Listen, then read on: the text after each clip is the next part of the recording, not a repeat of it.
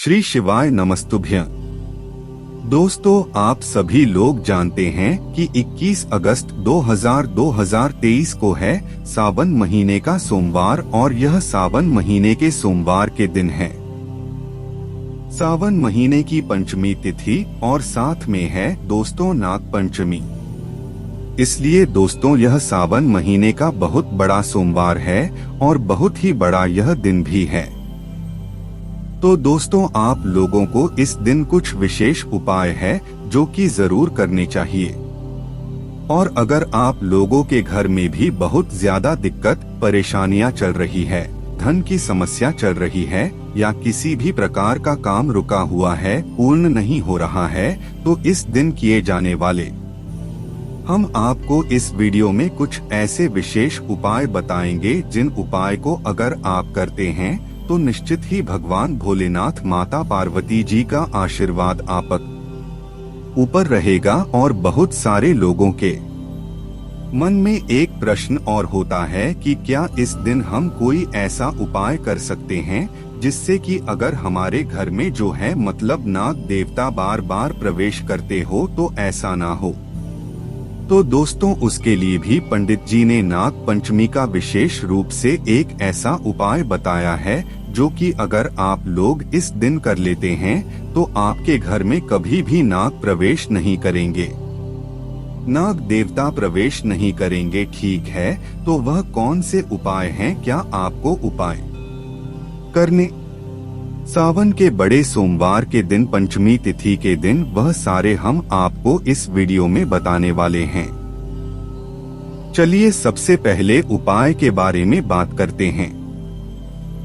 तो यह जो पहला उपाय है ना, यह बहुत बड़ा उपाय है और बहुत अच्छा उपाय है। इस उपाय को घर पर कोई भी करता है, भगवान शिव और माता पार्वती जी सब बहुत ज्यादा प्रसन्न होंगे। यह उपाय है 5 फूलों वाला। हम आपको 5 तरीके के फूल बताएंगे। यह 5 तरीके के फूल सभी बहुत ही विशेष फूल है। अगर सावन के बड़े सोमवार के दिन आपने इन 5 फूलों में से कोई एक फूल भी भगवान शिव जी को समर्पित किया था तो भगवान शिव आपसे बहुत प्रसन्न होंगे ना। सबसे पहले आप इन 5 फूलों के नाम सुन लीजिए, उसके बाद हम आपको बताते हैं कि करना क्या है। देखिए इन 5 फूलों में से जो सबसे पहला फूल है वह है दोस्तों कनेर का फूल। कनेर का फूल हमने आपको पहले भी बताया, बहुत आसानी से आपको मिल जाएगा। तो पहला है कनेर का फूल, है ना। कनेर का पुष्प जो होता है पीले कलर का और लंबा लंबा सा होता है। उसके बाद में दूसरा है दोस्तों पारिजात का फूल। पारिजात का कैसा फूल होता है, जो आगे आगे से सफेद होता है और मतलब उसका जो थोड़ा थोड़ा भाग रहता है वह संतरी कलर का भी होता है। तो दूसरे नंबर का जो फूल है वह है पारिजात का फूल, जो तीसरे नंबर का फूल है दोस्तों वह है यहाँ पर धतूरे का फूल है। धतूरे का फूल आपने देखा, जो धतूरे का पेड़ होता है जिसमें कांटे कांटे का जो पेड़ होता धतूरे का, उसमें लंबे लंबे से फूल लगे हुए होते। तीसरे नंबर के फूल वाले हैं ना धतूरे का फूल। अब चौथे नंबर के फूल की बात करते हैं तो वह है दोस्तों आपके फूल। अपने आकड़े का पेड़ तो देखा है ना, जिसमें पत्ते लगे हुए, तो वह जो मतलब सफेद कलर के फूल लगे हुए थे, छोटे छोटे, जो भगवान शिव जी को समर्पित होते हैं। तो आँख के जो फूल होते ना, आकड़े के जो फूल होते हैं वह भी आपको लेने ठीक है। उसके बाद में जो आखिरी वाले फूल है दोस्तों वह है शमी का फूल, है ना। मतलब जो शमी पत्र होता है ना, वह शमी के पेड़ में मतलब फूल भी लगे हुए होते हैं, छोटे छोटे से हैं ना, तो आप वह फूल भी लेकर आ सकते हैं। तो हमने आपको ये कुल 5 फूल बताए हैं जो कि आप लोगों को सावन के बड़े सोमवार के दिन, सावन की इस नाग पंचमी के दिन भगवान शिव जी पर समर्पित करने अब देखिए 5 फूल तो सभी लोगों को नहीं मिल पाएंगे, पर यह जो 5 फूल हमने आपको बताया ना, यह 5 वह फूल है जो कि आप लोग रोज नहीं चढ़ाते ना। अगर रोज नहीं चढ़ाते हो तो आप इस विशेष दिन पर सावन के सोमवार की नागपंचमी के दिन अगर भगवान शिवजी पर चढ़ाते हो इन 5 में से एक भी फूल चढ़ा देते हो ना और भगवान शिवजी से प्रार्थना करते हो तो आपकी वह प्रार्थना विफल नहीं जाएगी, आपकी मनोकामना पूर्ण जरूर होती है ना। ये 5 हो तो हमने आपको बताए, 5 फूल चढ़ाने का तरीका भी बता दिया, पर उससे पहले आपको एक काम और करना है, जो कि है अपने घर से 2 लोटा जल। अब 2 लोटा जल सिर्फ इसीलिए नहीं बोल रहे कि सोमवार का दिन है या और कोई दिन है, वह इसलिए बोल रहे हैं क्योंकि सावन महीने की पंचमी तिथि भी है और सावन महीने की पंचमी तिथि के दिन जो व्यक्ति शिवजी पर अपने घर से कावड़ के भाव से 2 लोटा जल लेकर जाता है, भगवान शिवजी पर चढ़ाते हैं, भगवान शिवजी निरंतर उसके ऊपर अपनी कृपा दृष्टि बनाए रखना है ना। तो सबसे पहला काम आपका यही रहेगा कि अपने घर से 2 लोटा जल एक के ऊपर एक रखकर लेकर जाना है। 2 लोटा ना हो तो 1 लोटा या कोई दूसरा पात्र जिसमें आप जल भर सकें वह रख लें, पर 2 पात्रों में आपका जल होना चाहिए कि ऊपर एक घर लेकर घर से निकलना है। भगवान शिवजी की चौखट तक पहुँचे। चौखट तक पहुँचने के बाद आपके वह दोनों पात्र आपके हाथ में हो जाने चाहिए। फिर मंदिर के अंदर प्रवेश करें। भगवान शिव जी के शिवलिंग के ऊपर दोनों पात्रों को एक दूसरे के आमने सामने कर लें और एक घर एक धारा से उस जल को धीरे धीरे करके भगवान शिव जी पर चढ़ा दें, जैसे आपको यह जल चढ़ जाए। इसके बाद में जो फूल आप लोग अपने साथ में लेकर आएं, देखिए फूलों का विशेष महत्व होता है और भगवान शिव जी के यह फूल सभी प्रिय हैं। सभी जहर वाले फूल भगवान शिव जी को मतलब ज्यादातर जो रहता है ना, भगवान शिव जी अपने आप पर जो है जहर समर्पित करवाते हैं ना, तो वह करना क्या आप लोगों को चुनने। 5 आपको फूल बताएं, कनेर का फूल क्या, पारिजात का फूल क्या, धतूरे का फूल हो गया, का फूल हो गया या शमी का फूल हो गया। इन 5 फूलों में से अगर आपको 5 फूल मिल जाते तो बहुत अच्छी बात है। 5 में से 4 फूल मिल जाते तो भी अच्छी बात है। 3 फूल मिल जाते तो भी अच्छी बात है। 2 मिल जाते तो भी अच्छी बात है और अगर 1 मिल जाता है तो भी अच्छी बात है। तो मात्र इन 2 लोटा जल को भगवान शिवजी पर चढ़ाने के बाद अपना इन 5 फूलों में से लाया गया वह फूल भगवान शिव जी पर चढ़ा देना। 5 फूल लेकर आया तो एक एक करके भगवान शिव जी पर चढ़ाकर देखना। तो बस दोस्तों यहाँ पर यह उपाय पूर्ण हो जाता है। दोस्तों अब बात करते हैं हम लोग दूसरे उपाय के बारे में, जो कि आप लोगों को नागपंचमी के दिन ही करना है, इसके अलावा और कभी नहीं करना है। सावन के महीने में पड़ने वाली नागपंचमी 21 अगस्त 2023 को ही है और इस दिन आप लोगों को अपने घर में नाग देवता के प्रवेश को रोकने के लिए यह वाला उपाय करना चाहिए। इससे आपके घर में जो नाग देवता प्रवेश करते होंगे ना, कि आपको घर में डर लगता होगा कि नाग देवता प्रवेश कर जाएंगे। कभी कभार ऐसा हो जाता है तो आपको ऐसा डर लगता है कि वह आपको न दिखें, आपके सामने न आए, तो उसके लिए आपको यह उपाय करना चाहिए। उपाय पंडित जी ने खुद अपनी कथा में पहले मतलब जो कथाएं होती थी उसमें बताया, ठीक है। इस उपाय में आपको करना क्या है वह आप बहुत ही ध्यान से सुनी है। देखिए इस उपाय में आपको सबसे पहली चीज है शमी पत्र। तो शमी पत्र आपको इस उपाय में लेकर आना होगा, है ना। एक शमी पत्र की आवश्यकता होगी मात्र कितना, मात्र एक शमी पत्र को लेकर आपको प्रातः काल सुबह सुबह भगवान शिव जी के मंदिर पहुंचना है।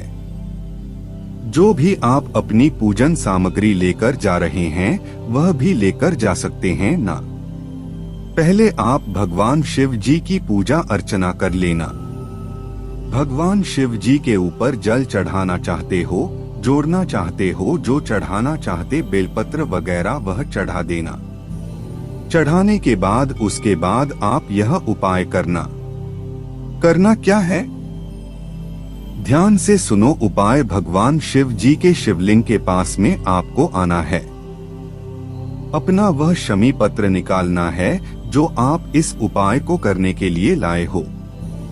नाग पंचमी का उपाय करने के लिए लाए हो तो यह जो शमी पत्र है ना, आपको शमी पत्र को भगवान शिव जी के शिवलिंग के ऊपर आस्तिक मुनि का नाम लेते हुए समर्पित करना है।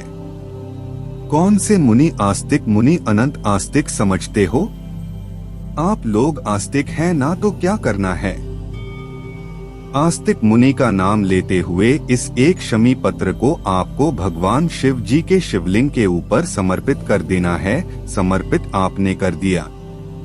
अब कुछ समय, 2 क्षण, 1 मिनट, 2 मिनट, 5 मिनट भगवान शिव जी के पास बैठो और वह शमी पत्र वहीं पर चढ़े रहने दो। ध्यान रखना उस पत्र को कोई लेकर ना जाए ना भगवान शिव जी पर कुछ क्षण उस समय पत्र को वहीं पर रखे। नंदू भले ही 1 मिनट ही क्यों ना चढ़, रोटी के जैसी 1 मिनट हो जाए। 1 मिनट से ज्यादा रुकना चाहो तो रुक सकते, कोई दिक्कत नहीं है। तो 1 मिनट जैसे ही हो जाए तो आपको क्या करना है, उससे पहले आपने चैनल धर्मलोक को सब्सक्राइब नहीं किया है तो जरूर कर ले मेरे भक्तों। अब बताते हैं उपाय। आपको आस्तिक मुनि का नाम लेते हुए ही इस शमी पत्र को वापस से भगवान शिव जी की शिवलिंग से उठाना है।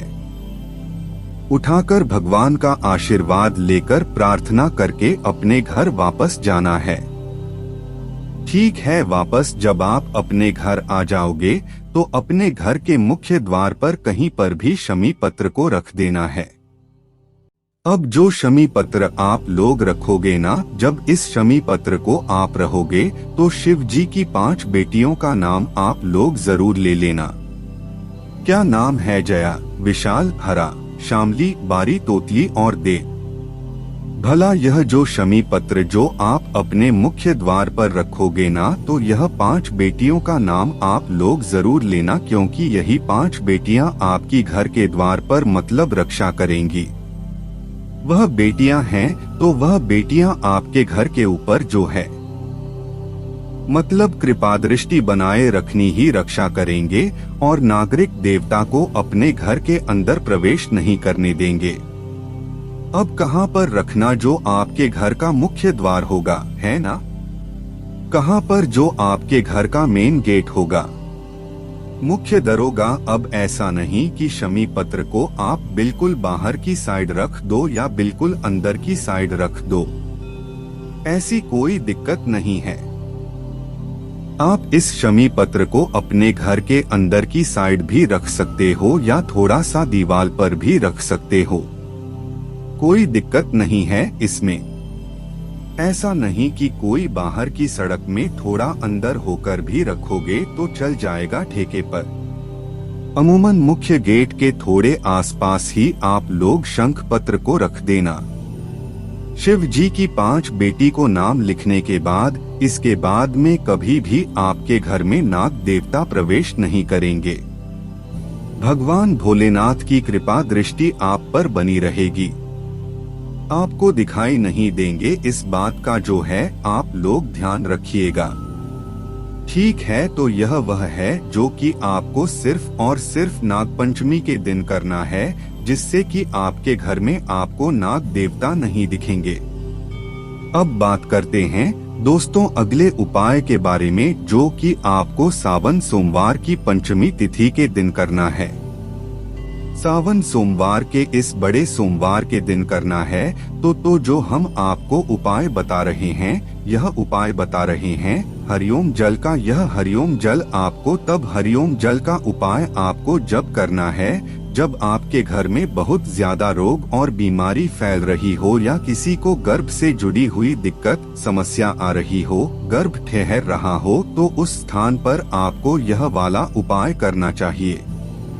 ठीक है, उपाय में क्या है, कैसे हरिओम जल आपको भगवान शिव जी पर चढ़ना है, वह हम आपको बताते हैं ना। और अपने घर में भगवान शिव जी का आशीर्वाद प्राप्त करने के लिए भी आप हरिओम जल प्राप्त करने के लिए भी आप अलग उपाय कर सकते हैं। यह उपाय भी आपको प्रातःकाल सुबह सुबह करना है। इस बात का आप लोग ध्यान रखिएगा। ना करना क्या है, प्रातःकाल सुबह सुबह शुद्ध होकर स्नान करके शुद्ध वस्त्र पहनकर आप भगवान शिव जी के मंदिर पहुंचाएगा। हम आपको हर उपाय को करने से पहले एक चीज जरूर बोलते हैं कि शुद्ध होकर स्नान करके शुद्ध वस्त्र पहनकर आप इस उपाय को करने के लिए जाइएगा। उसका बस दूर तो एक ही कारण है, क्योंकि शिव जी का जो उपाय हम करते हैं वह उपाय हमारे लिए तभी काम करता है जब हम उस उपाय को शुद्ध तरीके से करते हैं और सही उपाय को सही तरीके से करते हैं। ठीक है, तो करना क्या है, इस उपाय में आप लोगों को अपने साथ में एक बेलपत्री और एक लोटा जल लेकर जाना है। एक बेलपत्री और एक लोटा जल प्रातःकाल सुबह सुबह लेकर जाना है। यह उपाय है तो इसमें एक लोटा जल ही लगेगा। ठीक है, और साथ में जो है एक बेलपत्री लगेगी। तो भगवान शिव जी के मंदिर पहुंचना। भगवान शिव जी के मंदिर जैसे शिवलिंग के पास जाना। शिवलिंग के पास आने के बाद सबसे पहला काम आपको यह रहेगा, यह जो बेलपत्र है ना, इसको आपको भगवान शिव जी की जो शिवलिंग होती है, शिवलिंग में जो माता सूक्ष्म जी का स्थान होता है ना, जो कि जलाधारी के बिल्कुल बीचों बीच होता है। कहाँ पर जलाधारी के बिल्कुल बीचों बीच होता है, तो आपको क्या करना है, इस बेलपत्र को सबसे पहले माता सूचन जी वाले स्थान पर आपको समर्पित करना है। डंडी का मुख जलाधारी की तरफ होना चाहिए।